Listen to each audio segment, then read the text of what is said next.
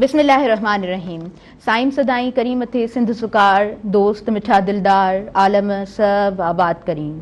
अस्सलामु अलैकुम तमाम नाज़रीन, उम्मीद करियां त सब बिल्कुल ठीक हूंदो। खोड़ सारी दुआऊं अव्हां जे लाइ, नेक तमन्नाऊं अव्हां जे लाइ। अव्हां जी पंहिंजी मेज़बान ताहिरा जोयो। ऐं अॼु जो ही मंच, अॼु जी स्क्रीन हमेशह मेहरान टेलीविज़न जी स्क्रीन जीअं अव्हां जी पंहिंजी रहे थी।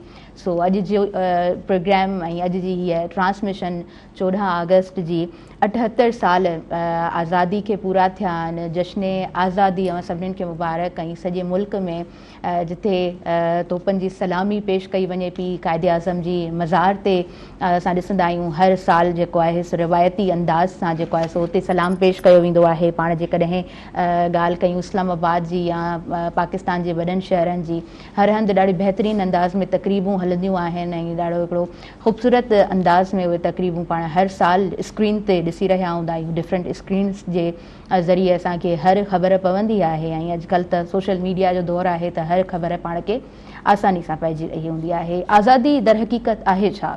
दिलि सां जेकॾहिं अव्हीं आज़ादी महसूसु करियो था त तव्हां आज़ादु आहियो। आज़ादी दर हक़ीक़त हूंदी छा आहे? जिथे तव्हां आज़ादु फ़िज़ा में हक़ीक़त में साह खणी सघो ऐं अव्हीं ॼाणो त हा वाक़ई हर तरह सां असीं आज़ादु आहियूं। असां वटि असांजा सिहत जा मर्कज़ तमामु सुठा आहिनि। असां वटि असांजी ट्रांसपोर्टेशन तमामु सुठी आहे। असां वटि असांजी तालीम तमामु सुठी आहे। टे अहम बुनियादी इहे असांजा हक़ बि आहिनि। ऐं टे बुनियादी रुकन जेकॾहिं चऊं त इहो चवण बि ग़लति न हूंदो। जेकॾहिं हर तरह सां असां खे महसूसु थिए थो त वाक़ई असां आज़ादु आहियूं त पोइ हा असां आज़ादु आहियूं। असांखे जेकॾहिं कोर्स वर्क जी ॻाल्हि कंदा आहियूं त हुसैन शहीद सहरवर्दी जो नालो बि न विसारणु घुरिजे, जंहिं 1933 में जेको आहे सो पाकिस्तान जे रिज़ोल्यूशन जी ॻाल्हि कई।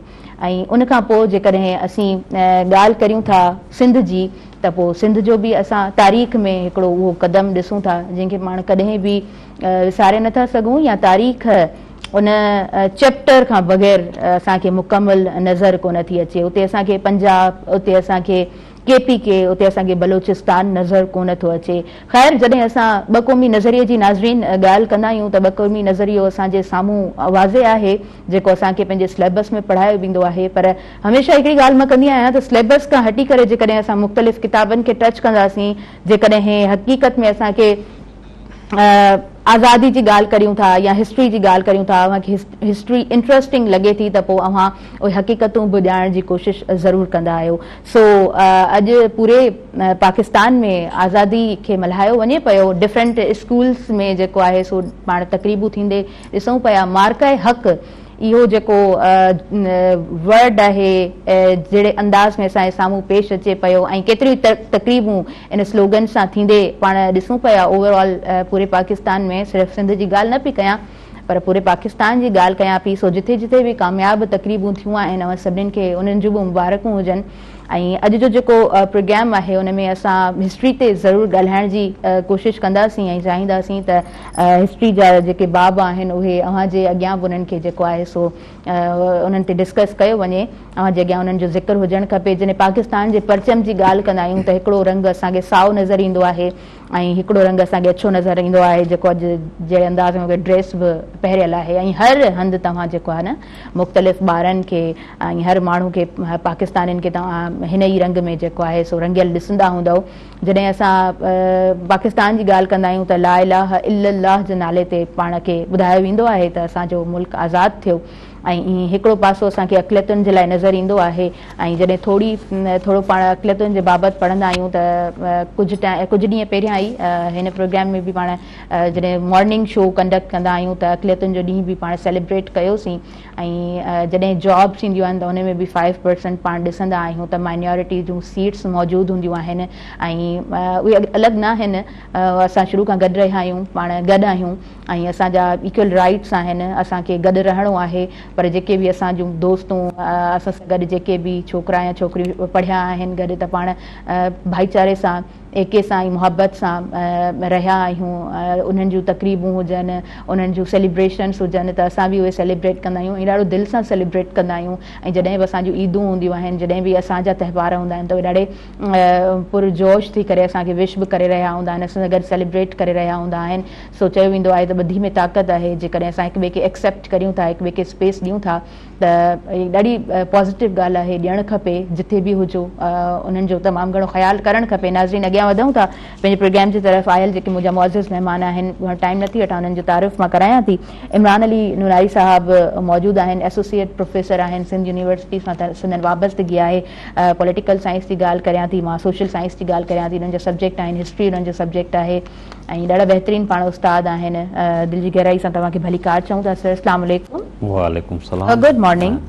थैंक यू वेरी मच ऐं वॾी महिरबानी प्रोग्राम में सॾाइण जी। सर, तव्हांजी महिरबानी, तव्हां लबैक चई करे ईंदा आहियो, तव्हां टाइम ॾींदा आहियो ऐं हमेशह ॾाढो हिकिड़े ख़ूबसूरत अंदाज़ में तव्हां ॻाल्हायो था ऐं ख़ूबसूरत अंदाज़ में प्रोग्राम असांजे व्यूअर्स ताईं पहुचंदो आहे। कोशिशि कंदा आहियूं त नाज़रीन ताईं जेको आहे त मैसेज सुठो पहुचे, ॼाण सुठी ॾिनी वञे ऐं जेको असांजो ख़्याल आहे उनखे बहितर नमूने पेश। जी सर, तव्हांजी महिरबानी, तव्हां असांखे वक़्तु ॾियो था ऐं उम्मीद आहे हिकिड़ो आज़ादी जो ॾींहुं आहे, ख़ुशी जो ॾींहुं आहे। बिल्कुलु, तव्हांजी महिरबानी। जी, थैंक यू सो मच। अॻियां वधूं था। मरीना जोसेफ असां सां गॾु मौजूदु आहे ऐं छा ई ॻाल्हि कजे मरीना जी, पाण बि ॾाढी प्यारी आहे, मरीना जो आवाज़ बि ॾाढो ख़ूबसूरत आहे, पाण टीचर बि आहे, सिंगर बि आहे ऐं कोचिंग सेंटर्स बि हलाए रही हूंदी आहे, मुख़्तलिफ़ जॻहियुनि ते ॾाढी सुठियूं एक्टिविटीज़ मरीना जो हूंदियूं आहिनि।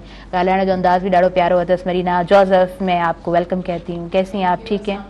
वालेकुम अस्सलाम। मैं बिल्कुल ठीक हूँ, आप कैसी हैं? अल्हम्दुलिल्लाह, मैं बिल्कुल ठीक हूँ। मरीना जोसेफ, आज खूबसूरत नगमे आपकी ज़ुबानी हम सुनेंगे ऐं असां वटि जेको आहे सो नोएल मौजूदु आहे। नोएल स्टूडेंट आहे ऐं ॾाढो प्यारो आहे। नोएल जे बारे में ॿुधायो वञे त ॾाढो सुठो ॻाल्हाईंदो आहे, स्पीचिस ॾाढी सुठियूं कंदो आहे, डिबेट में जेको आहे सो हिसो वठंदो रहियो आहे, पंहिंजे स्कूल जो ॾाढो सुठो, ॾाढो ब्राइट स्टूडेंट आहे। नोएल खे बि मां वेलकम चवां थी। अस्सलाम वालेकुम। कैसे हैं आप नोएल? ठीक हैं जी? माशाल्लाह जी, ज़बरदस्त ज़बरदस्त। इमरान अली नुनारी साहब, जीअं त इंट्रो में मूं ॻाल्हि कई, असां जॾहिं आज़ादी जी ॻाल्हि कयूं था, दर हक़ीक़त आज़ादी आहे छा? हिस्ट्री असांखे छा थी ॿुधाए? बिल्कुलु, हिस्ट्री त वॾी आहे पाकिस्तान जी। हाणे पहिरियों त मां सॼी क़ौम खे अॼु 78 सालगिरह ते मुबारक ॾींदुसि। सो 78 साल असांखे थी चुका। सो आज़ादी लफ़्ज़ हिकिड़ो ख़ूबसूरत लफ़्ज़ आहे, तमामु ख़ूबसूरत मीनिंग आहे हुनजी ऐं हिकिड़ो वॾो लफ़्ज़ आहे। छो जो आज़ाद पखी बि थियणु चाहिनि था, इंसान बि थियणु चाहिनि था, हर कोई आज़ादी घुरे थो। जीअं कंहिं ॾाहे चयो आहे त man is born free but everywhere he is in chain. मुल्क हुजे, तव्हांजो सूबो हुजे, तव्हांजी दुनिया हुजे, तव्हां आज़ादु आहियो पर कंहिं न कंहिं तरीक़े सां किथे न किथे जुड़ियल आहियो। सो पाकिस्तान जी आज़ादी खां वठी अॼु ताईं पाकिस्तान आज़ादी हर साल मल्हाए बि पियो, पर उन सां गॾु मसाइल बि मौजूदु आहिनि जंहिंमां असांखे अञा आज़ादु थियणो आहे। सो पर हिन चकर 1 अगस्त खां वठी 14 अगस्त ताईं मार्काए हक़ जे नाले सां, बिल्कुलु मार्काए हक़, जंहिंजी मीनिंग आहे यानी हक़ जी फतह। हक़ जी फतह, इंडिया सां जंग लॻी असांजी, बिल्कुलु 2 महीना पहिरीं, ऐं हिकिड़ी शार्ट जंग हुई, नंढी जंग हुई, मुख़्तसिर 6 ॾींहंनि जी, पर उन जी में जेकी विक्ट्री थी आहे, असांखे फतह थी आहे हर फोरम ते, इंटरनेशनल फोरम हुजे, रीजनल फोरम हुजे, नेशनल फोरम हुजे, बिल्कुलु प्रोपेगेंडा हुजे, डिप्लोमेसी हुजे, सियासी पहलू हुजे, त उन में हर जॻह ते फतह थी आहे ऐं उन जी सेलिब्रेशन मल्हाए रहिया आहियूं। ऐं मां ॾिसां पियो रोड, रस्ता, बिल्डिंग्स, सरकारी, गैर सरकारी, सभु हिकिड़ियूं सजायल आहिनि। राति जे टाइम ॾिसंदो त हिकिड़ो शहर ख़ूबसूरत नज़र अचे पियो बतियुनि सां। हिकिड़ो ही माना मार्काए हक़ असां सेलिब्रेट करे रहिया आहियूं। सो आज़ादी असांखे मिली, पर आज़ादी बि ईअं न मिली को असांखे, जीअं चवंदा आहिनि castles R not built in a day, किला वॾा हिकु ॾींहं में न ठहंदा, उन लाइ वॾियूं कोशिशूं वरितियूं वयूं। पर उन लाइ कोशिशूं, इहो मूं शेयर कंदुसि त ही रेवोल्यूशन ज़रिए न आयो पाकिस्तान वारो, एवोल्यूशन प्रोसेस ज़रिए आयो। एवोल्यूशन प्रोसेस वरी स्लो प्रोसेस आहे, अमुन पसंद प्रोसेस आहे, जंहिंमें तव्हांजी ॻाल्हि ॿोल, तव्हांजी डिस्कशन जे ज़रिए, तव्हांजे जेको आहे टॉक्स जे ज़रिए, एग्रीमेंट्स जे ज़रिए ऐं ॻाल्हियुनि ज़रिए मसइले खे हल कयो वञे। ऐं अंग्रेज़नि वटि ई मुल्क असांजो हुयो। हालांकि हक़ त मुस्लमाननि जो हुयो, अंग्रेज़नि खां पहिरीं बि मुग़ल एम्पायर मुस्लमान हुया, बिल्कुलु, जंहिं काफ़ी सेंचुरीज़ ताईं हिते हिन ख़िते में राज कयो, बादशाह हुई। सो उनखे वापसि वठण लाइ उहा ई ग्लोरी, उहो ई इमेज, उहा ई क्रेडिबिलिटी, उहा इज़त, उहा बादशाह जेकी मुस्लमाननि जी हुई, उन लाइ उहे कोशिशूं वठी रहिया। 1857 खां वठी आज़ादी जी जंग जंहिंखे चऊं था असां, अक्सर माण्हू भुलंदा त आज़ादी जी जंग शायदि 1947 जी ॻाल्हि थी रही आहे, पर 1947 में त का जंग लॻी कोन हुई। 1857 में जंग लॻी अंग्रेज़ ऐं मुस्लमाननि जी। मुस्लमान सां गॾु उन टाइम हिंदू बि हुन में शामिल हुया, बिल्कुलु, छो जो अंग्रेज़नि असांजे ही साज़िश तहत हिते कब्ज़ो करे वेठा। ऐं जीअं ॿुधायमि त मुस्लमाननि जी हुकुमरानी हुई ऐं बादशाह हुई। मुस्लमान माना बादशाह मां ग़ुलाम बणायो हुयो, आम शहरी बि न बल्कि स्लेव्स बणायो हुयो अंग्रेज़। त उन खां आज़ादु थियण लाइ असांजे क़ाइद आज़म मोहम्मद अली जिन्ना, अलामा इक़बाल थ्रू पोइट्री, हुन वरी पोइट्री में, छो ज़रूरी न आहे त असां बंदूकनि ज़रिए विढ़ूं। किथे किथे तव्हांखे फतह करणो हूंदो आहे, कंहिं मोर्चे ॿिए ते विढ़णो हूंदो आहे, शाइरी जे ज़रिए, फिलासफ़ी जे ज़रिए, सिलेबस जे ज़रिए, नग़मनि जे ज़रिए, कलम जे ज़रिए, कलम जे ज़रिए, बिल्कुलु एग्ज़ैक्टली कलम जे ज़रिए तव्हां लिखो। यानी असुल ॻाल्हि आहे त माण्हुनि जा ज़हन ठाहियो उन नोयत जा उन तरफ़। त ईअं ई असांजो क़ाइद आज़म मोहम्मद अली जिन्ना हिकिड़ो जेंटलमैन हुयो। ऐं क़ाइद आज़म मोहम्मद अली जी छा ॻाल्हि कजे त वाहिद सियासतदान जेको हिकु ॾींहुं बि जेल में न गुज़ारियो।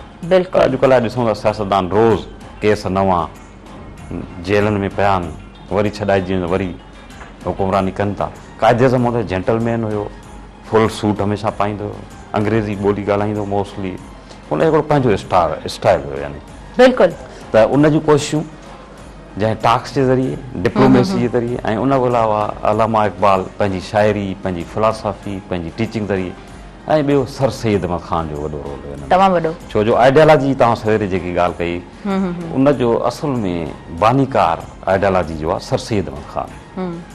पहिरियां हू चाहे पियो त हीउ मुल्क जेको आहे त आज़ादु थिए अंग्रेज़नि खां, सिर्फ़ु पहिरियों हुनजो इहो ख़्यालु हुयो।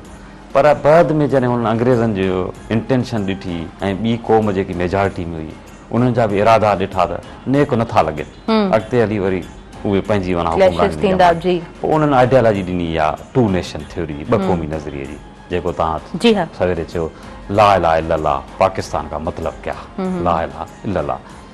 ऐं पाकिस्तान दुनिया में वाहिद मुल्क आहे हिकिड़ो ॿियो आहे, 2 मुल्कनि जेके आइडियालॉजी ते बेस कनि था, आइडियालॉजी ज़रिए आज़ादु थिया। पर पोइ सो इन्हनि जी एफर्ट्स, इन्हनि जी कोशिशूं जे करे असांखे आज़ादी मिली ऐं एवोल्यूशन प्रोसेस हुयो हिकिड़ो, न का ब्लड शेड हुई। हा, आज़ादी खां पोइ त हर मुस्लमान चाहे पियो त असां पाकिस्तान वञूं, ट्रेनूं भरिजी अचनि पियूं होॾां, हितां जूं ट्रेनूं होॾां भरिजी वञनि पियूं। ऐं हमेशह नओं मुल्क हूंदो आहे त मसाइल हूंदा, छो जो उन वटि न इंडस्ट्री हूंदी आहे, न मज़बूत फ़ौज हूंदी आहे, न हथियार हूंदा आहिनि, न फैक्ट्रीज़ हूंदा आहिनि, न इंफ्रास्ट्रक्चर, रोड रस्ता सही हूंदा आहिनि, न एजुकेशनल सिस्टम हूंदो आहे। छो नओं जनम ई नओं वरितो आहे, जीअं हिकिड़ो नओं ॿार जनम वठंदो आहे, आस्ते आस्ते उहो डेवलप थींदो आहे। कंट्री बि हीअं अल्हम्दुलिल्लाह हाणे 78 साल हाणे असां सेलिब्रेट कयूं था, त ॾिसूं था 78 साल पाकिस्तान छा अची वियो। बिल्कुलु, ऐं इहो चयो वियो पाकिस्तान जीअं आज़ादु थियो त हीउ कुझु हफ़्ता मस सर्वाइव कंदो, हली न सघंदो। त अल्हम्दुलिल्लाह 78 साल अॼु मल्हायूं पिया, पर पाकिस्तान हीअं मज़बूत तरीन मुल्क थी उभरियो आहे, जंहिंमें असां ॾिसूं त उनजी एटमी ताक़त हिकिड़ो मुल्क आहे, इस्लामिक ऐं नंबर 1 एटॉमिक ताक़त आहे, वाहिद मुल्क आहे जेको एटमी ताक़त रखे थो। ऐं असांजी स्ट्रांगेस्ट मिलिट्री आहे, असांखे पंहिंजो एजुकेशन सिस्टम आहे, असांखे पंहिंजो फ्लैग आहे। छो आज़ादी जी ॻाल्हि कयो, आज़ादी आहे छा? आज़ादी माना तव्हां हर क़िस्म खां आज़ादु हुजो, तव्हांजूं पॉलिसियूं पंहिंजी हुजनि, तव्हांजे हुकुमरान पंहिंजा हुजनि, तव्हांजो पंहिंजो एजेंडा हुजे, पंहिंजो झंडो हुजे, पंहिंजो एंथीम हुजे, पंहिंजो पार्लियामेंट हुजे, ऐं पंहिंजी वॾी ॻाल्हि आहे त डिसीशन मेकिंग हुजे, मिलिट्री हुजे या सिविलियन गवर्नमेंट हुजे, यानी फ़ैसिला तव्हां पाण कयो, पोइ तव्हां हिकिड़ो आज़ादु मुल्क आहियो। ऐं अल्हम्दुलिल्लाह असांजा फ़ैसिला बि पाण ई वठूं पिया, असांजी स्ट्रांगेस्ट मिलिट्री बि आहे, बाक़ी सिविलियन गवर्नमेंट में कुझु पाण कंटिन्यू कयूं था ऐं ॾाढे ख़ूबसूरत अंदाज़ सां तव्हां शेयर बि कयो पिया। नाज़रीन, पर वक़्तु थी वियो आहे शॉर्ट कमर्शियल ब्रेक जो, सो पहिरियां असां ब्रेक जी तरफ़ अॻियां वधंदासीं। तव्हां काॾे न वञिजो, ॾिसंदा रहिजो अॼु जी हीअ स्पेशल ट्रांसमिशन।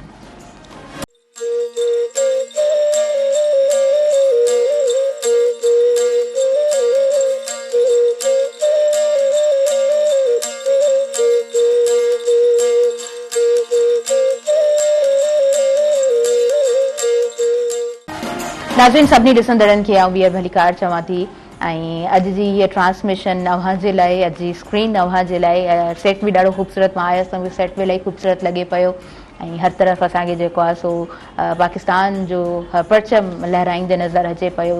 उन ई तरह जीअं पाण घर खां ॿाहिरि निकिरूं था त हर जॻह ते असांखे इहो परचम लहराईंदे नज़र अचे पियो।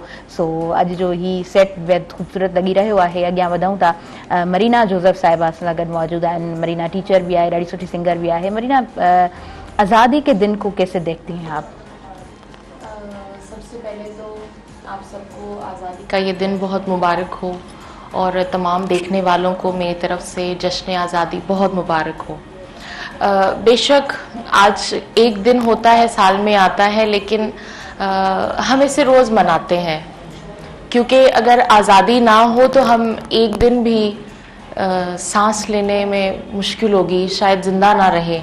और उसकी वजह यही है कि हम आज़ाद हैं और हमारी सरहदों पे हमारे जो जवान फौजी हैं वो हर वक्त तैयार रहते हैं किसी भी हमले के लिए और हमारी हिफाजत के लिए हमेशा वो जागते हैं।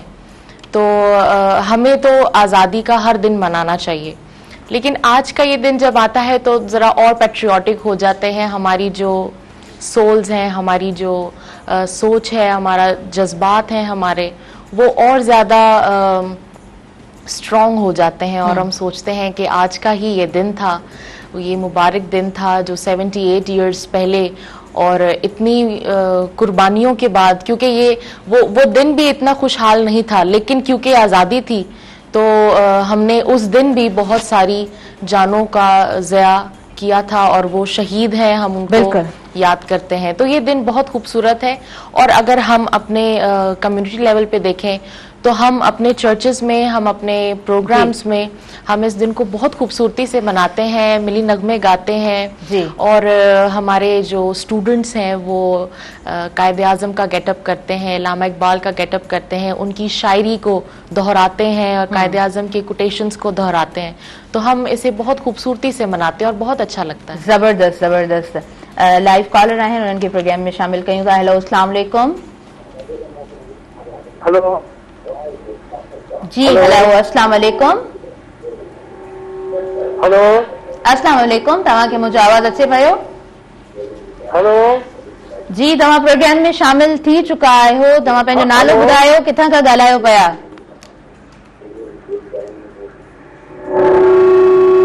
हेलो जी, वालेकुम अस्सलाम। तव्हां प्रोग्राम में शामिल थी विया आहियो, पंहिंजो नालो ॿुधायो, किथां खां ॻाल्हायो पिया? मुंहिंजो नालो कासिम शेख सखर शहर खां ॻाल्हायां थो। जी, अदा भलीकार चऊं था अव्हां खे। प्रोग्राम ॾिसो पिया, कीअं लॻे पियो प्रोग्राम? तव्हांखे बि 14 आगस्ट जश्न आज़ादी मुबारक ॾियां थो पियो। आयल महिमाननि खे बि 14 आगस्ट मुबारक ॾियां थो पियो। जी, महिरबानी महिरबानी तव्हांजी। पूरी टीम, मेरा जी पूरी टीम खे बि जश्न आज़ादी मुबारक। स्पेशली गुलाम नबी मोराई साहब खे बि जश्न आज़ादी मुबारक। तव्हांखे बि लख लख मुबारक हो जश्न आज़ादी हो। जी, अदा महिरबानी। ऐं ओके, थैंक यू तव्हां प्रोग्राम में शामिल थियो। जी मरीना, स्कूल्स में किस तरह तैयारी होती है? माशाल्लाह आपने एक अच्छा वक्त दिया है। स्कूल्स, डिफरेंट स्कूल्स में जाहिर सी बात है आपकी जॉब रही है, तो किस तरह से तैयारियां होती हैं? स्कूल्स में तो हम जुलाई के लास्ट वीक से ही तैयारियां शुरू कर देते हैं कि 14th को हमने एक प्रोग्राम करना है और बच्चों को तैयार करते हैं। और आजकल जो है वो बच्चों को इतनी ज़्यादा अवेयरनेस नहीं है फिर भी, लेकिन हम फिर ये बहुत अच्छा मौका होता है और फिर हम बच्चों को तैयार करते हैं, उनको स्पीचेस देते हैं, उनको हिस्ट्री के बारे में बताते हैं और वो इस चीज़ को बहुत अच्छे से एक्नॉलेज करते हैं कि आज हम एक आज़ाद वतन में हैं और इसके पीछे हमारी कितनी जद्दोजहद थी। तो हम बच्चे ड्रेसअप होके आते हैं, फिर वो वाइट और ग्रीन कलर तो बहुत ही जो है वो खुशी से, और ग्रीन के डिफरेंट वेरिएंट्स यूज करते हैं, वाइट के वेरिएंट्स यूज करते हैं और बहुत खूबसूरती से। तो फिर हम नेशनल एंथम से अपने प्रोग्राम का आगाज़ करते हैं और कोई हमारी नेशनल अगर पर्सनालिटी हमारे पास उस वक्त उस सिटी में कुछ मौजूद हैं, हम उन्हें मदऊ करते हैं और वो अपने एक्सपीरियंसेस बताते हैं जिससे बच्चे और इंस्पायर होते हैं। और आजकल माशाल्लाह बच्चे तरक्की की तरफ जाने की कोशिश कर रहे हैं कि जिस हिसाब से, और डेफिनेटली ये हमारे मुल्क में कंट्रीब्यूशन है कि हमारी जितनी भी नौजवान नस्ल है वो जब अच्छा पढ़ रही है, अच्छा सीख रही है, स्किल्स अपने अंदर गेन कर रही है, तो कहीं ना कहीं जाके हमारे मुल्क को उसका बहुत अच्छा बेनिफिट होने वाला है। जी बिल्कुल बिल्कुल। अच्छा, लाइव कॉलर आए हैं, उनके प्रोग्राम में शामिल करूँ तो हेलो अस्सलाम वालेकुम। वालेकुम अस्सलाम। अजी फकीर लखानो संजराणी तो ॻाल्हायां, स्टेशन पाटोयूं ज़िले सांगड़ खां। तव्हांखे भली कार चऊं था। सांगड़ में जश्न आज़ादी जूं तयारियूं कीअं ॾिसो पिया, अॼु जो ॾींहुं कीअं सेलिब्रेट थिए पियो? हा न माशाल्लाह, भलियूं तयारियूं आहिनि, सुठा आहिनि, सुठियूं अंदाज़ियूं। हाणे साईं जेको ॾाढो साफ़ तव्हां वटि वेठो आहे न, जी हा हा, इन खे थोरो अर्ज़ाद काफ़ी असांजे वॾनि जूं कुर्बानियूं आहिनि मुल्क खे आज़ादु करण में। जी थैंक यू। तव्हां प्रोग्राम में शामिल थियो। इमरान अली नुनारी साहब, जॾहिं असां पाकिस्तान जी ॻाल्हि करियूं था, हिकु तरफ़ असांखे परचम में साओ रंग नज़र अचे थो, हिकु तरफ़ असांखे अछो रंग नज़र अचे थो, ऐं उन ई तरीक़े सां असां वटि जेको आहे हिकिड़ो ख़ूबसूरत अंदाज़ में असांजो सेटअप बि आहे। सो जी, छा चवणु चाहींदव? माशाल्लाह, ही तव्हां ॾाढो सुठो सजायो आहे, सेटअप सुठो आहे। पाकिस्तान जो झंडो ज़ाहिरी ॻाल्हि आहे रखियो वियो हिकिड़ो ग्रीन परचम। ग्रीन हिकिड़ो पीस जी बि निशानी आहे, वाइट बि पीस जी निशानी आहे। जी हा। ऐं उन में हिकिड़ो सितारो लॻल आहे, ॾाढो ख़ूबसूरत आहे माशाल्लाह। हाणे जॾहिं पाकिस्तान आज़ादु थियो उन खां पहिरीं सभु शइ जी प्लानिंग थी चुकी बिल्कुलु त झंडो कहिड़ो रखिणो आहे, एंड थीम छा आहे। हालांकि कुझु ॻाल्हियूं बाद में आयूं आहिनि, जीअं पाकिस्तान जो कॉन्स्टिट्यूशन आहे त 1956 में ठहियो पहिरियों, 9 साल पोइ, यानी आज़ादी खां पोइ। पर पाकिस्तान जो नालो सजेस्ट कयो वियो शुरू में 1933 में, ऐं पाकिस्तान रेज़ोल्यूशन दौरान 1940 में ही रेज़ोल्यूशन पास कयो वियो। हाणे पाकिस्तान असांखे ठाहिणो आहे। पर जेकॾहिं असां आइडियालॉजी जी ॻाल्हि कयूं, इन पाकिस्तान जी ॻाल्हि कयूं था, त पाकिस्तान पहिरियां असांजा वॾनि जीअं हाणे कालर जीअं ॻाल्हि करे पियो, बिल्कुलु उनजी कुर्बानियूं आहिनि, रायगान न आहिनि, असां आज़ादु आहियूं, तंहिंजे करे उनजी असांजी जेको जेकी मिलिट्री त न आहे, मिलिट्री हाणे बि कुर्बानी ॾिए पई, पर उन खां पहिरीं जेके बि असांजा हुया, सर सैयद अहमद ख़ान हुजे, मौलाना मोहम्मद अली जौहर हुजे, शौकत अली जौहर हुजे, अलामा इक़बाल हुजे, कायद अहमद जिन्ना हुजे, सर आगा ख़ान हुजे, वक़ार मलिक हुजे, या मोहसिन मलिक हुजे, वॾियूं वॾियूं इन्हनि जूं कुर्बानियूं आहिनि। ॿिए आम आवाम जी अलॻि आहे। त पहिरियां पाकिस्तान न चवंदा बाबा असांखे मुल्क खपे। ऐं फस्ट टाइम 1929 में जॾहिं अलामा इक़बाल इलाहाबाद में 1930 में सॉरी एड्रेस करायो, तक़रीब पब्लिकली अनाउंस कयईं त असांखे हिकिड़ो अलहदा मुल्क खपे। पहिरियों डॉक्यूमेंट्स में टॉक सीक्रेट थींदी हुई, छो अंग्रेज़नि जी हुकुमरानी हुई, ऐं उन खां पहिरीं बि साइमन कमीशन विहारी हुई, उहा बि नाकाम हुई। उहो कमीशन जी वरी वजह हुई, साइमन सॾियो लंडन मां आयो, कमीशन विहाई वई, पर उन में हिकिड़ी मज़े जी ॻाल्हि इहा हुई, जेके वॾो ड्रॉबैक हुयो त उन कमीशन में न मुस्लमाननि जो को मेंबर हुयो, न ई वरी हिंदुनि तरफ़ां को मेंबर। छो जो हिते जॾहिं असां आज़ादी पहिरीं जी ॻाल्हि था कयूं त 2 वॾियूं क़ौमूं हुयूं, हिकु मुस्लमान ऐं हिंदूस, मराठा, सिख ऐं ॿिया त हुया, पर इहे मेजॉरिटी में हुयूं 2 क़ौमूं। त उन्हनि जो रिप्रेज़ेंटेटिव न विहारियो वियो साइमन कमीशन में, चए त बाबा हितां जो कानून जोड़ींदासीं। छो जो पहिरियों आज़ादी त पोइ ॻाल्हि थी न, जिना गांधी टॉक्स थिया, वरी पोइ कमीशन्स जुड़ियूं, शिमला डेपुटेशन थी, शिमला एग्रीमेंट थियो, शिमला पहिरीं वारो हिकिड़ो भुट्टे साहब वारो 1972 आहे, उनजी ॻाल्हि न करियां, उन खां पहिरीं आज़ादी खां पहिरीं। त उहा कमीशन इन करे ई नाकाम वई त छो जो मुस्लमान ऐं हिंदुनि ॿिन्हिनि रिजेक्ट कयो, चए बाबा असां लाइ तव्हां फ़ैसिलो करे रहिया आहियो त असांजो लाइ कानून कहिड़ो जोड़ींदव। छो कानून हिकु चकर जुड़ी वियो, तव्हांखे उन ते अमल करिणो आहे, जेकॾहिं न कयो त तव्हां जेको आहे मुजरिम थी वेंदव। हाणे वेड़ हुई रिप्रेज़ेंटेशन, नुमाइंदगी जी, यानी मुस्लमाननि खे नुमाइंदगी केतिरी ॾिनी वञे ऐं हिंदुनि खे केतिरी नुमाइंदगी, सॼी उन ते ज़रूरत आहे। बहरहाल घणो असां हिस्ट्री में नथा वञूं, त उहा साइमन कमीशन रिजेक्ट थी। उन खां पोइ असांजो जेको आहे जोश ख़रोश वधी वियो। हाणे आज़ादी लाइ असां वधीक मुहिम खे तेज़ कयोसीं ऐं अलामा इक़बाल तंहिंजे करे अनाउंसमेंट पंहिंजे पब्लिकली ईअं तक़रीर थींदा आहिनि पहिरियों ॿुधायो त सीक्रेटली डॉक्यूमेंट्स में या ज़हन ठाहे रहिया हुयासीं नौजवाननि जा, सॼी आवाम जा जेके मुस्लमान हुया त असां हिकिड़ो आज़ादु मुल्क जीअं खपे। उन में असांजी जेको आहे साइंटिफिक जेको आहे त कॉन्फ्रेंसिस, साइंटिफिक सोसाइटीज़ ऐं उन खां अलावा मैगज़ीन्स पब्लिश थींदा जेके पर सीक्रेटली विराया वेंदा हुआ ऐं उन्हनि खे इंफॉर्मेशन ॾिनी वेंदी मुस्लमाननि खे बाबा हीअ शयूं कयो। ऐं अंग्रेज़ी बि हिकिड़ो वॾो इशू हुयो उन टाइम ते, छो जो जेको हुकुमरान हुजे ऐं तव्हां उन ख़िलाफ़ ॻाल्हायो था त ऐं ॿियो तव्हां कमज़ोर हुजो त ॿोली बि ॿी हुजे त शायदि मुस्लमान सख़्तु नफ़रत कंदा, छो जो असां ग़ुलामी में रखियो वियो।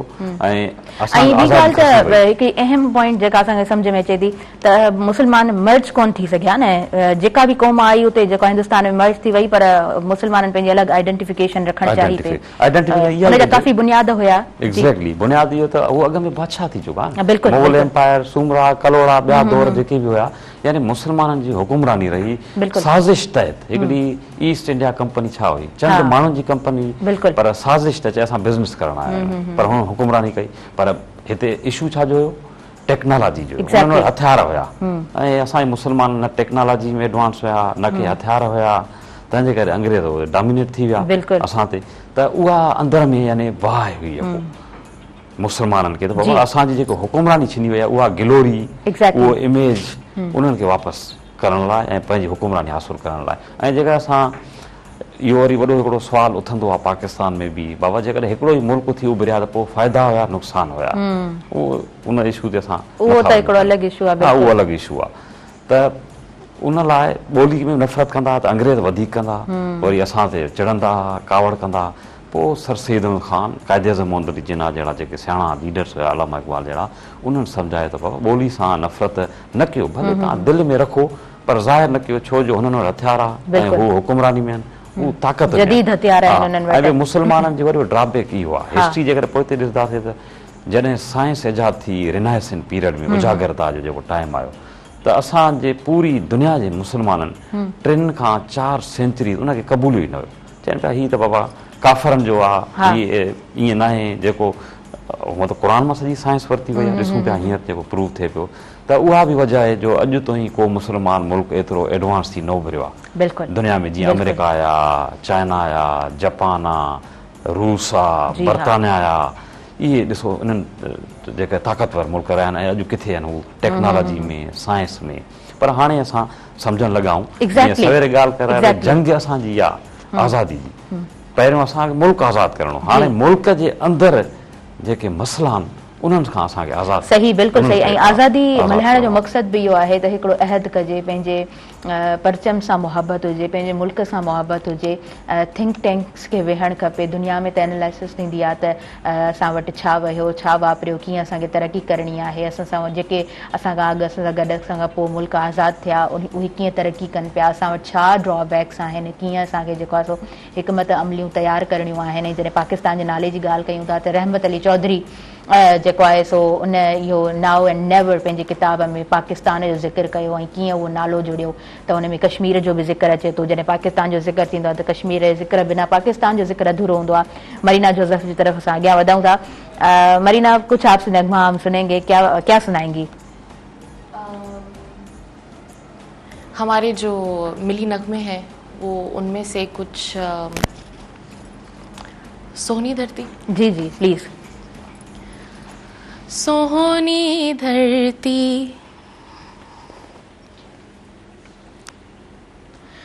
सोहनी धरती सोहनी धरती, अल्लाह रखे कदम कदम आबाद, कदम कदम आबाद तुझे, कदम कदम आबाद। सोहनी धरती अल्लाह रखे।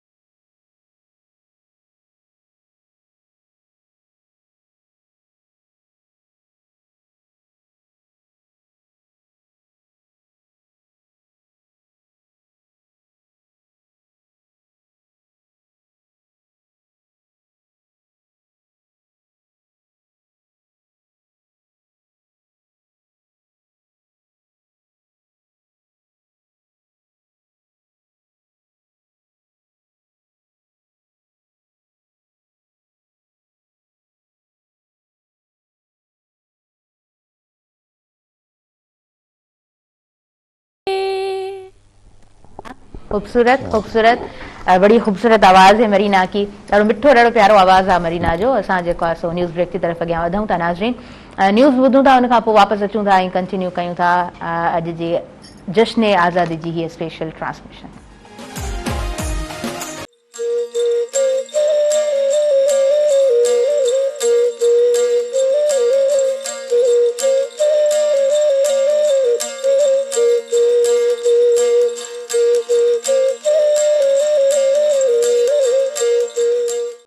नाज़रीन सभिनी ॾिसंदड़नि खे आऊं ॿीहर अव्हां जी पंहिंजी हिन स्पेशल ट्रांसमिशन में सभिनीनि खे वेलकम चवां थी, भली कार चवां थी।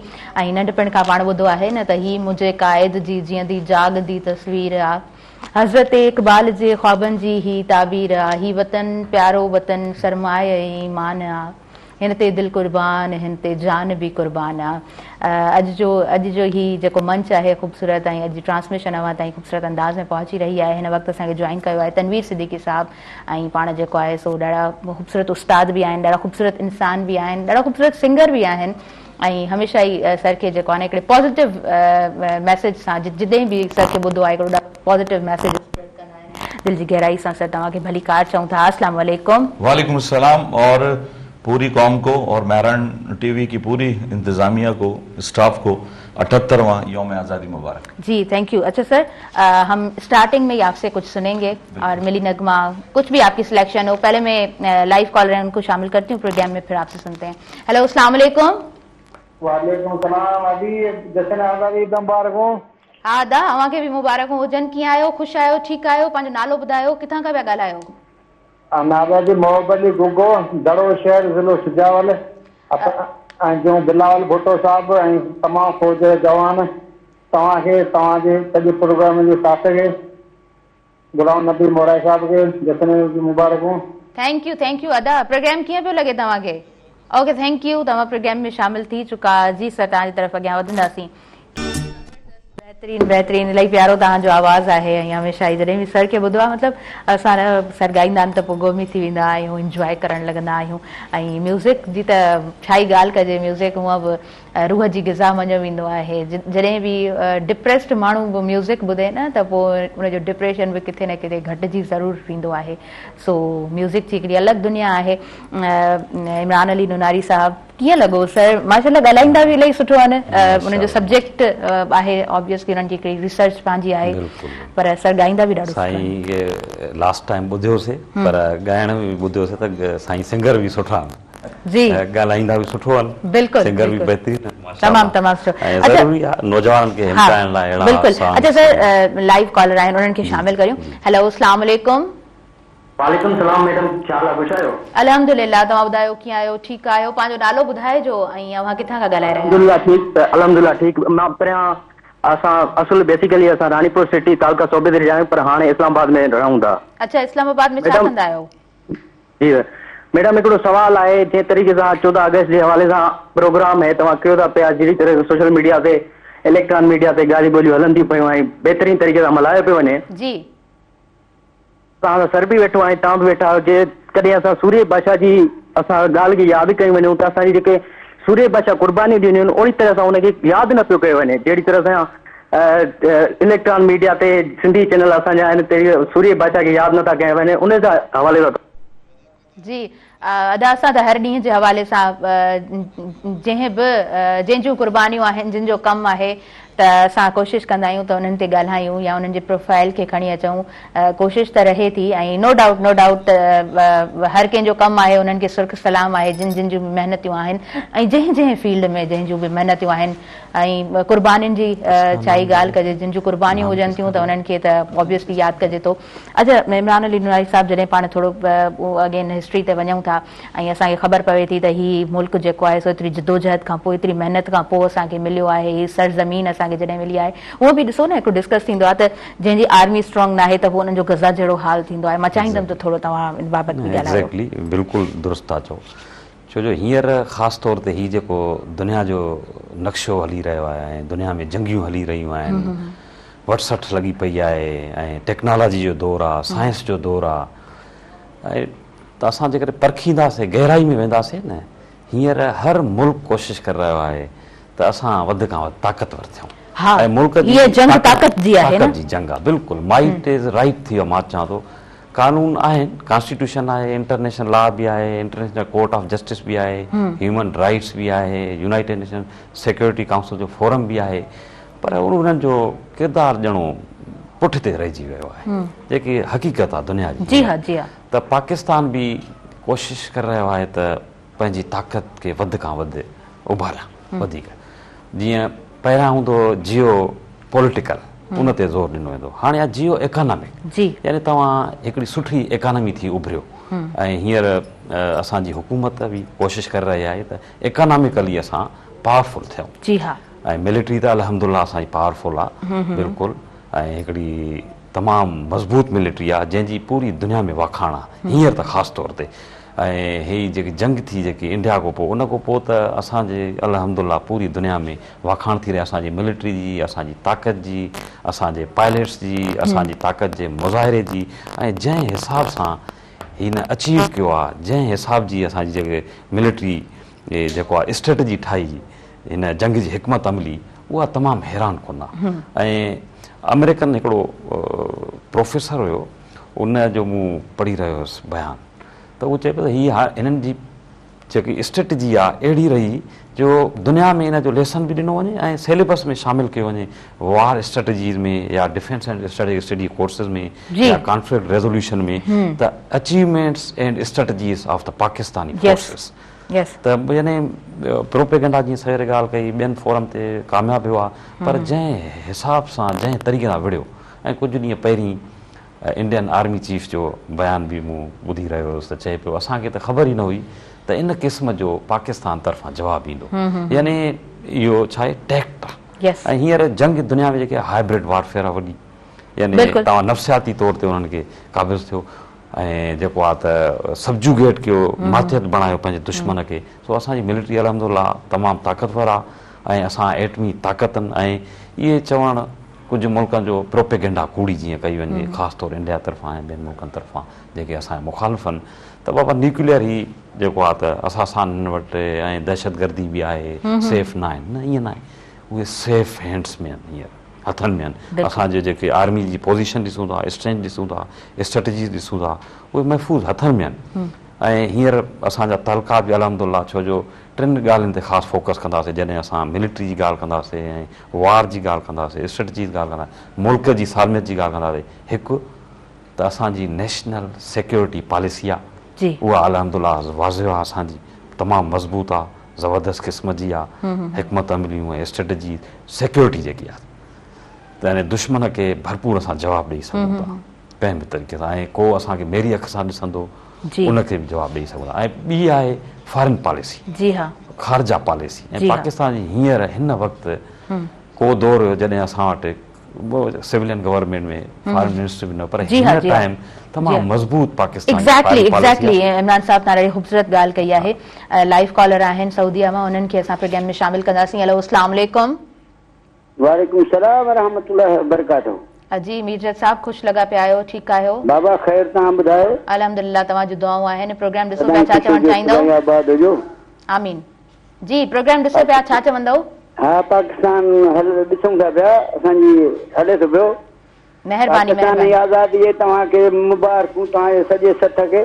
जी, तव्हांजी महिरबानी। पाकिस्तान खे हाँ, बिल्कुलु बिल्कुलु, महिरबानी। तव्हां प्रोग्राम में शामिल थींदा आहियो ऐं ईअं ई प्रोग्राम में शामिल थींदा कयो। हमेशह ई तव्हां दुआऊं कंदा आहियो, दुआउनि जी त हमेशह ई ज़रूरत हूंदी आहे, सो पंहिंजी दुआउनि में यादि कंदा कयो।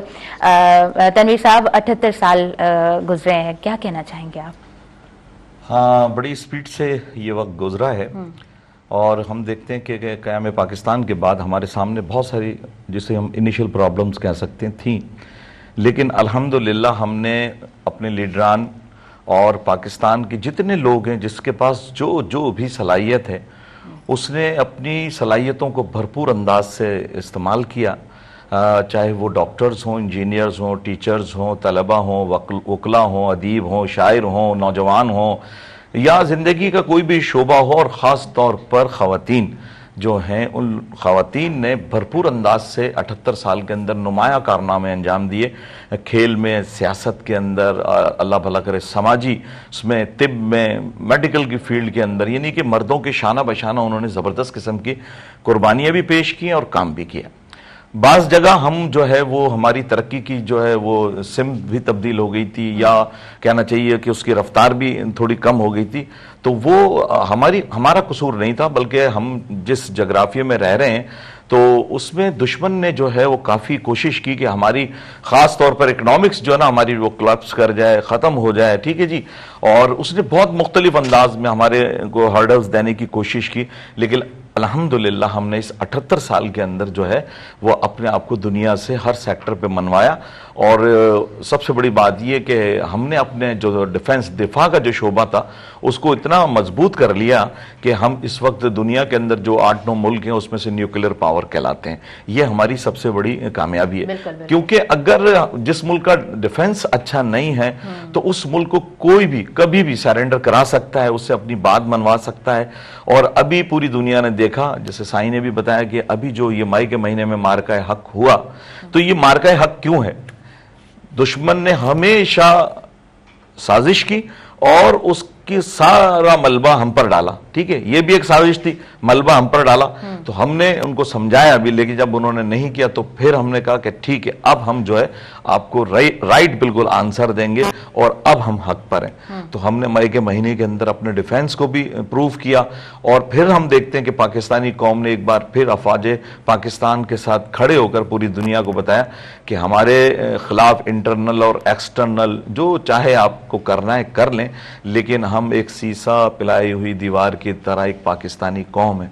हम आपस के अंदर तो एक दूसरे से इख्तिलाफ कर सकते हैं, लेकिन जब बात आएगी परचम पे बात आएगी, जब दिफा पे बात आएगी तो हम सब एक हैं। बिल्कुल बिल्कुल, बड़ी खूबसूरती से हिकिड़ो हूंदो आहे न दिल सां इज़हार करणु।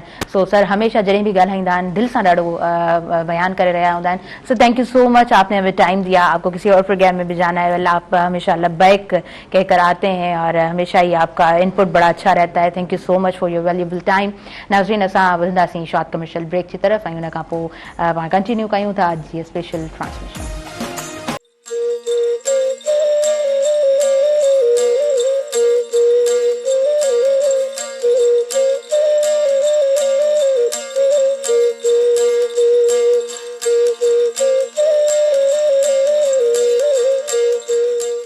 नाज़रीन, सभिनी ॾिसंदड़नि खे वीहर भलीकार चवां थी अॼु पंहिंजी हिन स्पेशल ट्रांसमिशन में।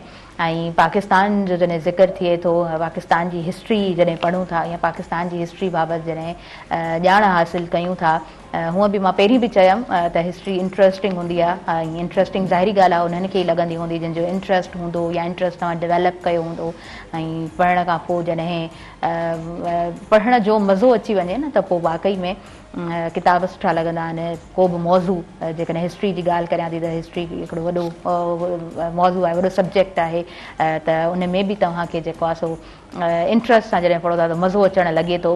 अॼु जी हिन ट्रांसमिशन में खोड़ सारी ॻाल्हियूं बि कंदासीं ऐं महिमान असांखे जॉइन करे चुका आहिनि अज़ीज़ जुणेजो साहब, ऐं माशाअल्लाह पाण मुख़्तियारकार आहिनि, पाण सोशल वर्कर ॾाढा सुठा आहिनि, हमेशह ई तमामु सुठियूं उन्हनि जूं एक्टिविटीज़ रहियूं आहिनि, तमामु उन्हनि जा सुठा कम पाण ॾिठा आहिनि। दिल जी गहराई सां तव्हांखे भलीकार चऊं था। अस्सलाम वालेकुम, कीअं आहियो सर? ठीकु आहियो?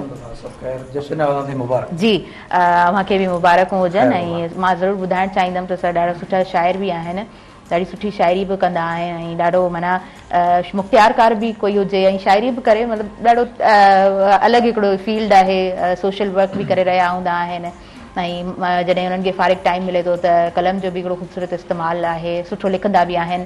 अच्छा सर, तव्हां त ऑफिशियल प्रोग्राम्स मां थी बि आया हूंदव न, सो कीअं पूरो सिस्टम? अल्हम्दुलिल्लाह, सभ खां पहिरीं त पूरे पाकिस्तान वासियुनि खे, बल्कि आउं त इहो चवंदुसि पूरी दुनिया में जेको आहे न पाकिस्तान जी जेका सेलिब्रेशन आहे, ईअं मार्का हक़ 1 अगस्त खां 14 अगस्त ताईं मल्हाई पई वञे। अॼु बि हाणे सुबुह जो 7 बजे खां वठी मुसलसल प्रोग्राम हलनि पिया, जंहिंमें असांजो कमिश्नर हैदराबाद फ़याज़ हुसैन अब्बासी साहब, डिप्टी कमिश्नर हैदराबाद ज़ैनुल आबिदीन मेमन साहब, मतिलबु त सेलिब्रेशन हर जेको मकतब फ़िक्र जो माण्हू आहे न, उहो पाकिस्तान सां मोहबत करे थो। चाहे उन में जेको नंढड़ो ॿारु आहे, चाहे ॿुढो आहे, चाहे असांजी नंढड़ी अधी आहे, पर जेके अॼु हुन परफॉर्म्स कई आहे टेबलोस जे शेप में ऐं जेको पाकिस्तान आर्मी खे सलूट कयो आहे ऐं पाकिस्तान सां जेका मोहबत जो जेको वचन कयो आहे, त जेके ईंदड़ जेको असांजो नस्ल आहे, जेको नौजवान आहे, मूंखे पूरी उमेद आहे त उहे यकीनन असांजो जेकॾहिं नौजवान, असांजी माउ, असांजी भेण, उहे पंहिंजे नंढड़नि खे इहो पाकिस्तान जो लेसन ॾींदा, सबक़ ॿुधाईंदा त क़ाइद आज़म मोहम्मद अली जिन्ना जेको आहे उहो केॾी वॾी जदोजहद कई आहे, उन में हज़ारे माण्हुनि जेको उनजी महिनत शामिल आहे। लियाकत अली खान आहे, असांजो इलामा इक़बाल आहे, त असां बि अॼु इहो जेको आहे न घर घर में केक बि कटियूं, झंडा बि लहरायूं, ख़ुशियूं बि मल्हायूं, बल्कि आउं ईअं चवंदुसि त जेके पाड़े जा ग़रीब ॿार आहिनि उन्हनि खे बि इन ख़ुशियुनि में शामिल करियूं। बिल्कुलु बिल्कुलु, ॾाढी तमामु ख़ूबसूरत ॻाल्हि कई आहे। वधीक पाण कंटिन्यू कयूं था। नॉयल बि असां सां गॾु मौजूदु आहे ऐं नंढड़ो नॉयल ॾाढो प्यारो ऐं काफ़ी देरि खां वेट बि करे रहियो आहे त मुंहिंजो केॾीमहिल मुंहिंजो वारो केॾीमहिल ईंदो। सो नॉयल तव्हांजी तरफ़ अॻियां ईंदासीं। नॉयल क्या सुनाएंगे? कोई टॉपिक है, कोई स्पीच है? स्पीच। ओके जी, ओके, क्या टॉपिक है? टॉपिक है पाकिस्तान की मेहनत, जिस मेहनत से पाकिस्तान बना है और हमें कैसे अपने पाकिस्तान की, अपने सारे गवर्नमेंट की हेल्प करनी चाहिए। वाओ, ज़बरदस्त, बहुत अच्छा टॉपिक है। मां ज़रूरु ॿुधाइणु चाहींदमि त नॉयल कराची मां आयो आहे ऐं ॾाढो एक्साइटेड हुयो त मूंखे प्रोग्राम में अचिणो आहे ऐं मूंखे मिरान टेलीविज़न ते अचिणो आहे। सो नॉयल, मां तव्हांखे वेलकम बि चवां थी एंड यस, आप स्टार्ट करें। Dear friends, today is a very special day for all Pakistanis. We are celebrating the 78th Independence Day of our beloved homeland, Pakistan. On 14th August 1947, Pakistan came into being after a long struggle and countless sacrifices of our great leaders and people. Qaid Azam Muhammad Ali Jinnah, Illama Iqbal, and many others worked day and night to give us a free land where we could live with dignity, freedom, and safety. This freedom is a blessing from Allah Almighty. It is our duty to protect it. We must be honest, work hard, and stay united as one nation. Pakistan needs young people like us to bring positive change. We can serve our country by getting good education, following the laws, and spreading peace and kindness. Let us promise today that we will love Pakistan, respect our elders, and always think about our country before ourselves.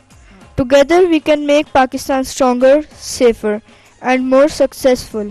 May Allah bless our homeland with peace, progress, and prosperity. Thank you. आमीन। ज़बरदस्त ज़बरदस्त, तमामु बहितरीनु, तमामु बहितरीनु।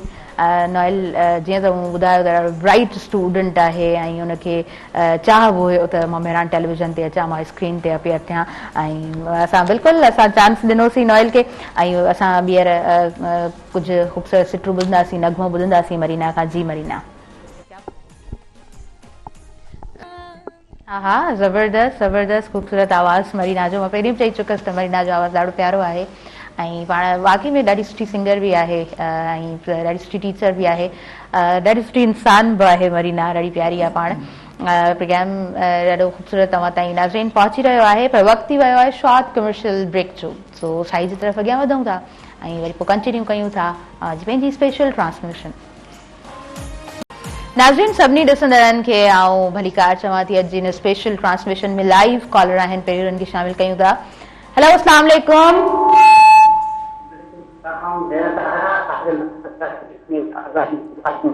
जी जी, तव्हांखे बि मुबारकूं हुजनि। कीअं आहियो? तव्हां पंहिंजो नालो ॿुधायो, किथां खां ॻाल्हायो पिया?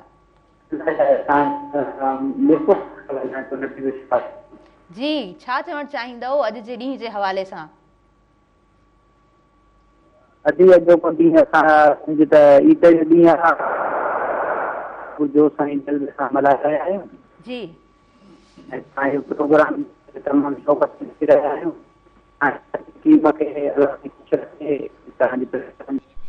Thank you so much, thank you so much. तव्हां प्रोग्राम में शामिल थियो। थोरो सिग्नल्स जो इशू आहे त मतिलबु जल्दी कॉल पोइ वरी जेको आहे न चाहियूं था त प्रोग्राम खे चलो अॻियां वधायूं था।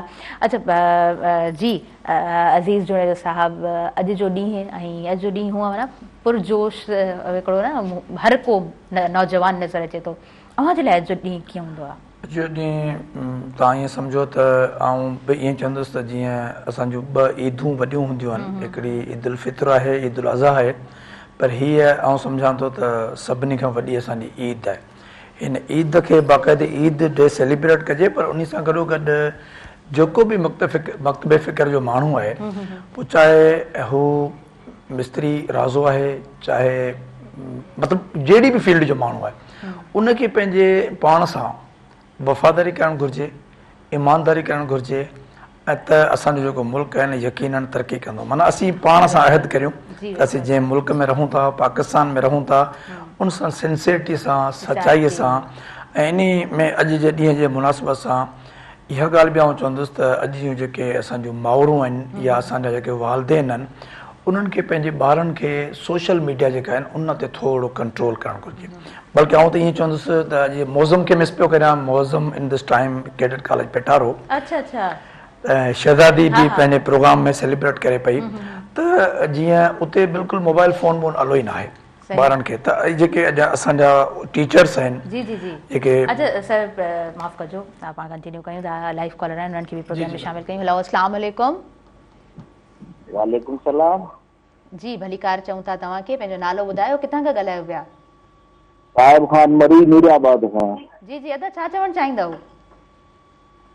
त जो लाइव प्रोग्राम ॾिसूं था, असांखे ॾाढो मज़ो अचे थो प्रोग्राम जो। जी, ऐं तव्हांखे प्रोग्राम जा मुबारकबाद ॾियूं था, 14 अगस्त जा मुबारकबाद ॾियूं था पूरे पाकिस्तान खे ऐं सभई दोस्तनि खे, तव्हांजे टीम खे। थैंक यू तव्हां प्रोग्राम में शामिल थियो ऐं तव्हां ॾाढो सुठा कमेंट्स, थैंक यू। जी जुनेद साहब, मतिलबु नंढड़ो तव्हांजो जेको आहे न कैडेट कॉलेज में आहे, जी बिल्कुलु, तो ज़ाहिर ॻाल्हि आहे रूल्स रेगुलेशन थोरा स्ट्रिक्ट बि आहिनि। तो ॾिसो, जेके बि पाकिस्तान या वर्ल्ड लेवल ते माण्हू कमु कनि पिया, उहे स्ट्रांग जेके माण्हू हूंदा आहिनि, माण्हू हींअर अॼु जो माइट जेकॾहिं चयो थो त भई सख़्ती न हुजे, ॿार जेकॾहिं 10-11 बजे ते सुतो पियो आहे, त उन माउ पीउ जो कमु आहे हिन वक़्तु ई ॿार खे ट्रेंड करे।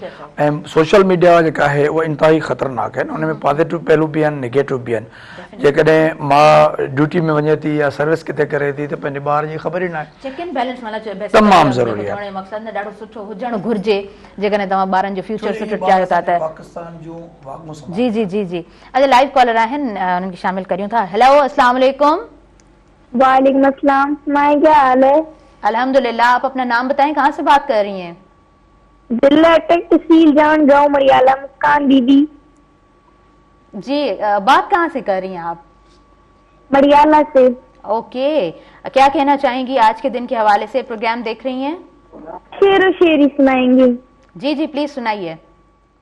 अच्छा, मैं बाग में खड़ी हूँ, मेरे हाथ में जंजीर है, इधर उधर देखिए मेरी बाजी की तस्वीर है। Okay okay, thank you Imran Ali Noonari साहब। अॼु जॾहिं ॻाल्हि करियूं था पाकिस्तान जे आज़ादी जे ॾींहं जी, असांखे यूनाइटेड थी कीअं रहणो आहे, पंहिंजे परचम सां कीअं उहो अज़म करिणो आहे त असांखे जेको आहे न कुझु कॉन्ट्रीब्यूट बि करिणो आहे। बिल्कुलु एग्ज़ैक्टली। हाणे सवेरे जीअं सॉन्ग ॾाढो ख़ूबसूरत हली रहियो, दिल दिल पाकिस्तान, जान जान पाकिस्तान। जान तॾहिं तव्हां मञींदव जान आई असांजी दिलि आहे जॾहिं तव्हां ओन कंदव, यानी पाकिस्तान सम्झो त असांजो पंहिंजो आहे, पाकिस्तान जी तरक़ी लाइ सोचणो आहे। ऐं तव्हांजो ॾाढो ख़ूबसूरत सुवालु आहे त ॿधी में आहे ताक़त असल में, इंटीग्रेशन। ऐं हाणे ॾिठो रिसेंटली जेकी मुख़्तसिर जंग हुई इंडिया सां, पर जंग में हर माण्हू गॾु थी वियो, 4 ई असांजा सूबा आहिनि, गिलगित बल्तिस्तान समेत जेके आहे त इंटीग्रेट हुआ, ॿार वॾा सभु हिन जंग। चवंदा आहियूं न घर में जेको आहे न थावत, चलो 2 माण्हू आहिनि त वेड़ झेड़ त थींदी आहे, पर जॾहिं घर जो कोई नालो वठंदो आहे सभु गॾु जी। एग्ज़ैक्टली, वेड़ थींदी आहे त ॿधी थी वई, हर माण्हू ॿार। ऐं एतिरो जीअं चऊं पिया प्रोपेगेंडा में नाकाम हुयो त उते ड्रोन किरनि पिया, वरी उते वीडियो ठाहिनि पिया, सेल्फियूं कढनि पिया।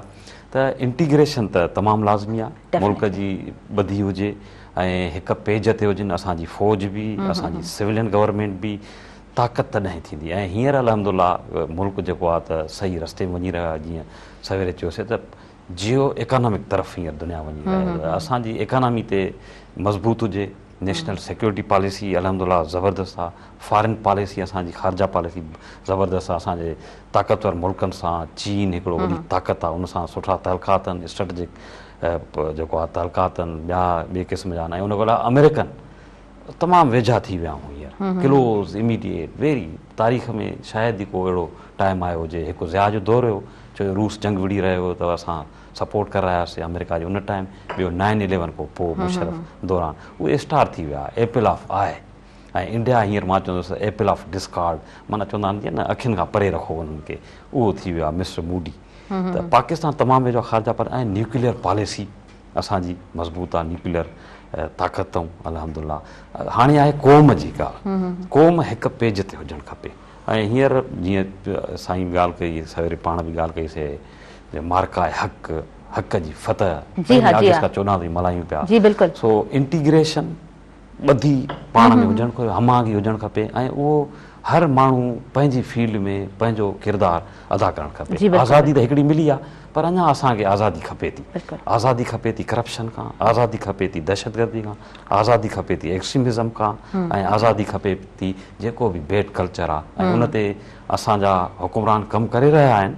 ऐं जीअं असां सवेरे ॻाल्हि कईसीं त आर्मी जेको आहे तमामु वॾो किरदारु अदा करे थी असांजे माण्हुनि जी हेल्प करण में, मुल्क खे इंटीग्रेट करण में। जीअं ज़िक्र थियो न त जेकॾहिं जंहिं मुल्क जी आर्मी स्ट्रॉन्ग न आहे त पोइ उन्हनि मुल्कनि जो हाल असांजे साम्हूं आहे, गज़ा जी सूरत हाल असांजे साम्हूं आहे। सो जेको मुल्क असांखे नसीब थियो आहे, हक़ीक़त में मुद्दो इहो हुजणु खपे त उनखे स्ट्रॉन्ग कीअं बणाइणु घुरिजे, उते कमु कीअं करणु खपे। लाइव कॉलर आहिनि। हेलो, अस्सलाम वालेकुम। अस्सलाम वालेकुम, कीअं आहे? यहिया किथों ॻाल्हाइनि? जी, तवा के मैं वेलकम चवा थी। आई थिंक यहिया बात कर रहे हैं। यहिया, आप कैसे हैं? ठीक हैं? बिल्कुल, मैं आज बहुत खुश हूँ। सब मेहमानों को सलाम हो। माशाल्लाह हमारी जश्न आज़ादी हम बना रहे हैं, और अभी साईं ने बहुत अच्छी बात की थी। देखें, बात ये है कि जो हम अपने मुल्क को अगर अंडर एस्टिमेट कभी भी नहीं कर सकते। माशाल्लाह हमारी आर्मी भी स्ट्रांग है, हमारी आवाम भी स्ट्रांग है, और हमारे यहाँ जो यूथ है वो बहुत एनर्जेटिक है। हमें इससे स्ट्रीम लाइनिंग की जरूरत है। बात यह है कि मेरी बहन, हमें अपनी सादादी की कदर जरूर करनी चाहिए। हमें तो एक प्लेट में सजी हुई चीज मिल गई है ना, अब हम लोग उसकी कदर करें। एक आपको ऐसी कंट्री मिली है जिसके अंदर बेहतरीन पोर्ट्स हैं, जिसके अंदर बेहतरीन हवाई अड्डे हैं, बेहतरीन पहाड़ हैं, मिनरल्स हैं, मैं कहता हूँ रिच ऑफ एवरीथिंग है। तो ये जो नेगेटिव प्रोपेगेंडा है ना, सबसे बड़ी, इनसे हमें बचना चाहिए। जो ताज्जुब की हवा फैलाते हैं, जो नफरत की हवा फैलाते हैं, उनके पीछे आप ना जाएं।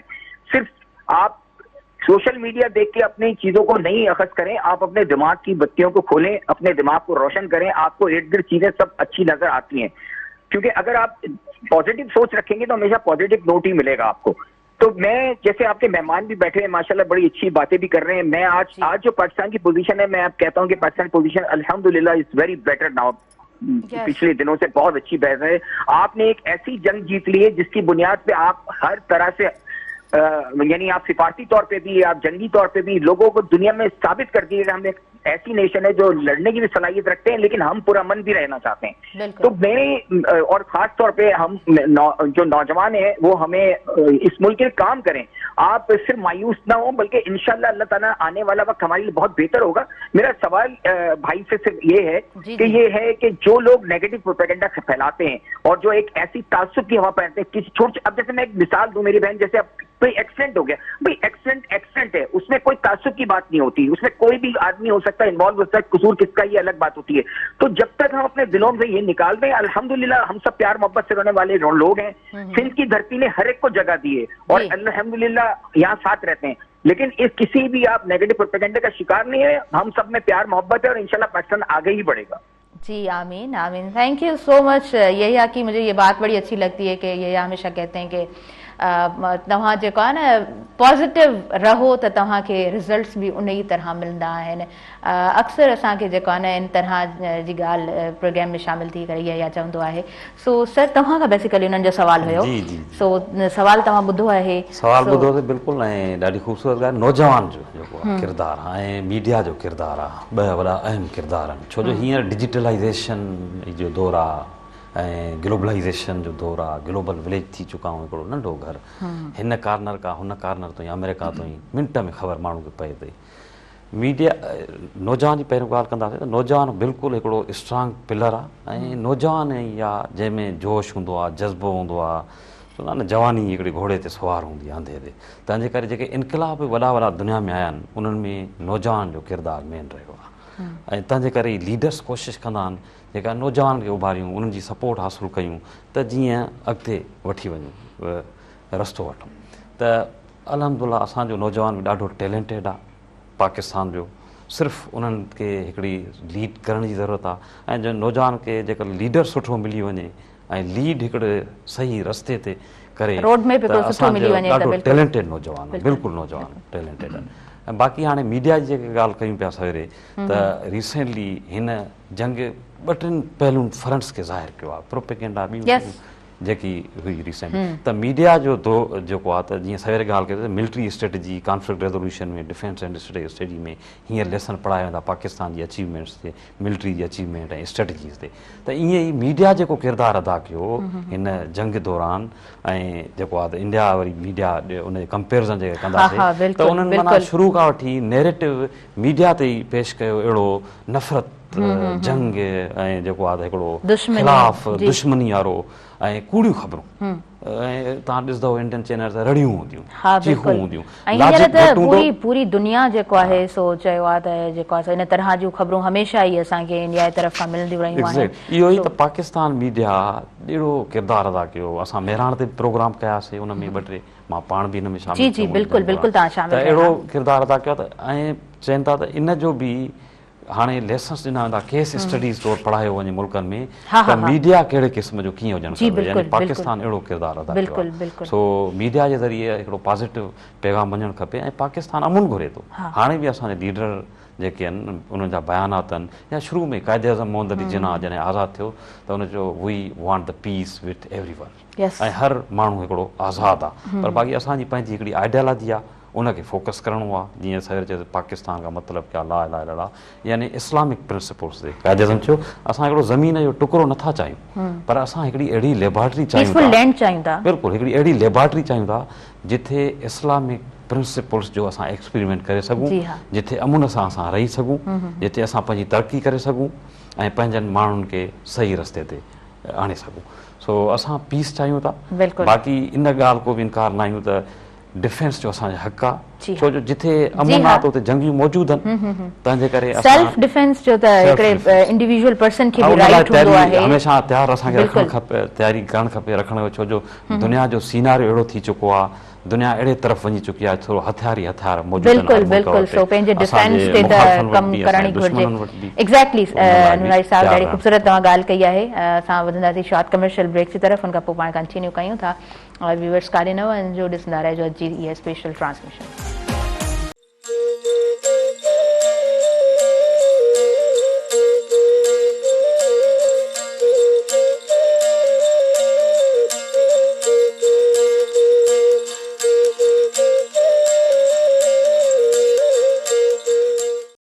नाज़रीन, सभिनी ॾिसंदड़नि खे आऊं वीहर भलीकार चवां थी हिन स्पेशल ट्रांसमिशन में। ऐं अॼु जे ॾींहं जो ही जेको जेतिरो टाइम असांखे मिलियो ऐं कोशिशि कईसीं त ख़ूबसूरत अंदाज़ में तव्हां ताईं असां ख़ूबसूरत ॻाल्हियूं पहुचाए सघूं, ख़ूबसूरत नगमा पहुचाए सघूं।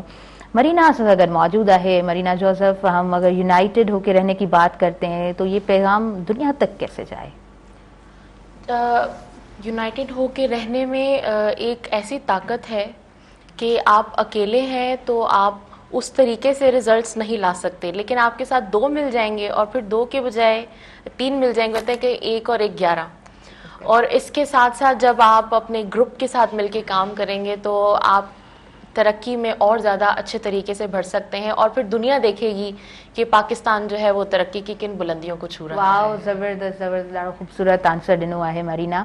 ऐं नोएल असां सां गॾु मौजूद रहियो। नोएल, आपसे मैं पूछना चाहूँगी, आप कराची से आए, आप प्रोग्राम में बैठे, नोएल को कैसा लगा? जी मुझे बहुत अच्छा लगा। कराची से मैं आया, कि मैंने पहली बार मेरी फर्स्ट टाइम है कि मैंने किसी प्रोग्राम में अटेंड किया, कोई प्रोग्राम। मुझे बहुत अच्छा लगा and I am thankful to you कि आपने मुझे मौका दिया आने का। प्लेजर फॉर अस, हमें बहुत अच्छा लगा नोएल आप आए और नोएल की प्रेजेंस बहुत अच्छी रही आज के प्रोग्राम में, अजी ने स्पेशल ट्रांसमिशन में। जी अज़ीज़ जुनेद साहब, तव्हां खां मैसेज वठंदासीं, छा तव्हांजो मैसेज हूंदो? वक़्त जो घड़ी असांखे वधीक इजाज़त न पई ॾियनि, सो यस, छा मैसेज ॾींदो? ऐं जेका असांजी पाकिस्तान आर्म्ड फोर्सिस आहे उन जे जेके शोहिदा आहिनि उन्हनि खे ख़िराज तहसीन पेश कंदुसि ऐं उन सां गॾोगॾु इहो पैगाम ॾींदुसि त तव्हां बर्दाश्त करणु सिखो। मिसाल तौरु हिकिड़े घर में जेकॾहिं 10 भाती आहिनि, एक ॿिए खे हर माण्हू चए थो त भई आउं लीडर थियां। असल में लीडर उहो आहे जेको पंहिंजा लीडर पैदा करे। जॾहिं तव्हां माण्हू अलाह सां यूनिक पैदा कयो आहे त असां यूनिक ई आहियूं, त पोइ असां ॿिए जे कंपेरिज़न में न अचूं। उनखां मुख़्तलिफ़ आहियूं, पाण जंहिं बि फील्ड में आहियूं जदोजहद करियूं, ॿिए खे बर्दाश्त करणु सिखूं ऐं पंहिंजे मुल्क जो नालो रोशन करियूं। वाओ, ज़बरदस्त, ॾाढो सुठो तव्हांजो मैसेज असांजे तमामु व्यूवर्स ताईं पहुतो। अब्दुल अज़ीज़ जुनैर साहब, तव्हांजी अचण जे लाइ, वक़्तु ॾियण जे लाइ थोराइता आहियूं। हमेशह जॾहिं बि तव्हां हिते मौजूदु रहिया आहियो त हिकिड़े सुठो तव्हांजो मैसेज असांजे तमामु व्यूवर्स ताईं पहुतो आहे। जी, इमरान अली नूनारी साहब, मैसेज तव्हां खां वठंदासीं। बिल्कुलु, इहे नौजवान असांजे जेको आहे त मुल्क जो मुस्तक़बिल आहिनि ऐं मुस्तक़बिल जा ऐं अॼु जा उहे लीडर आहिनि। ऐं मूंखे ॾाढी ख़ुशी थी आहे, नंढड़े ॾाढी स्पीच सुठी बि कई प्रोग्राम में। ऐं इहे ई आहिनि जेके मुल्क सुभाणे संभालींदा। उन्हनि जी तरबियत सही थियणु खपे। असांखे कोर्सिस में अहिड़ियूं शामिलु शयूं करणु खपनि जो असांजे मुल्क जी तरक़ी जो बाहिस बणिजनि ऐं उन्हनि खे सही जीअं राह ॾिसी सघनि ऐं सही गाइड थी सघनि। ऐं असांजी दुआ आहे त पाकिस्तान वधीक तरक़ी कंदो, वधीक मज़बूत थींदो ऐं सभु असां हिकिड़े जेको आहे प्लेटफॉर्म ते गॾु आहियूं, हींअर बि अॻे बि हुयासीं ऐं हमेशह इंशाल्लाह रहंदासीं। इंशाल्लाह जी, थैंक यू सो मच। तव्हांजो ॾाढो सुठो मैसेज असांजे तमामु व्यूवर्स ताईं पहुतो। इमरान अली नूनारी साहब, तव्हांजे वक़्तु ॾियण जा असीं थोराइता आहियूं। मरीना जोज़फ की तरफ अॻियां वधंदासीं। मरीना, लास्ट में आपसे हम कुछ सुनेंगे, कोई खूबसूरत सा मिली नगमा। नाज़रीन, मूंखे ॾींदव इजाज़त ऐं मुंहिंजी इंटायर टीम खे इजाज़त ॾींदव, मुंहिंजे आयल सभिनी मुअज़्ज़िज़ महिमाननि खे इजाज़त ॾींदव, पंहिंजी दुआउनि में रखंदव यादि। ऐं अॼु जी ट्रांसमिशन जारी रहंदी, ॿिया होस्ट तव्हांखे ज्वाइन कंदा, ॿिया गेस्ट तव्हांखे ज्वाइन कंदा। ऐं अॼु सॼो ॾींहुं अव्हांजे नाले आहे, पाकिस्तान जे नाले आहे, पंहिंजी धरती जे नाले आहे। लास्ट में असां वेंदे वेंदे मरीना जोज़फ खां मिली नगमो ॿुधंदासीं। यस,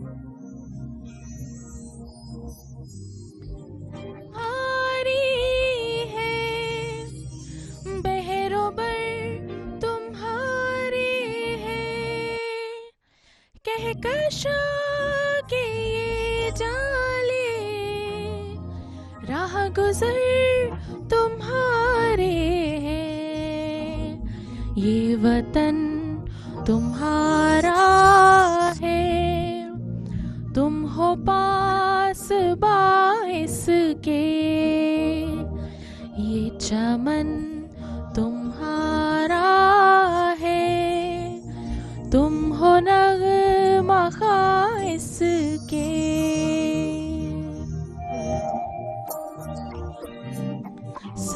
है माँ के प्यार,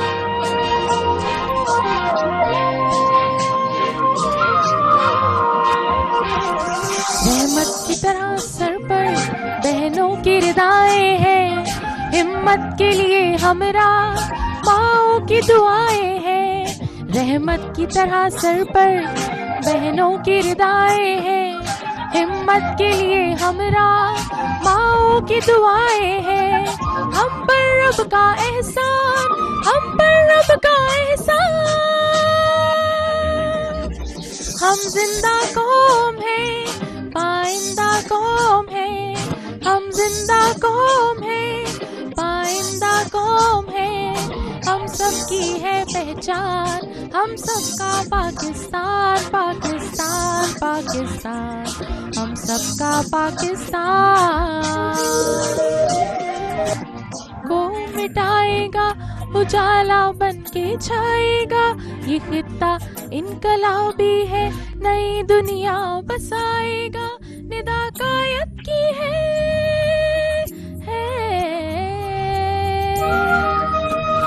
निदा कायद की है, इकबाल का इल्हाम पाकिस्तान, पाकिस्तान, पाकिस्तान, मेरा इनाम पाकिस्तान, पाकिस्तान, पाकिस्तान, मेरा पैगाम पाकिस्तान, पाकिस्तान, पाकिस्तान। अमन है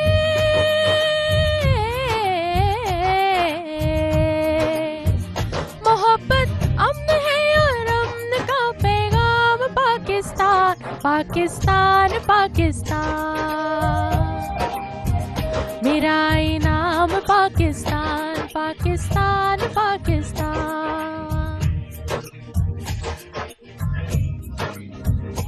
पाकिस्तान, पाकिस्तान।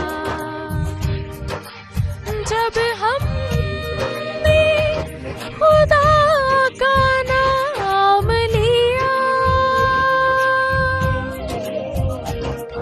उसने हमें इनाम दिया।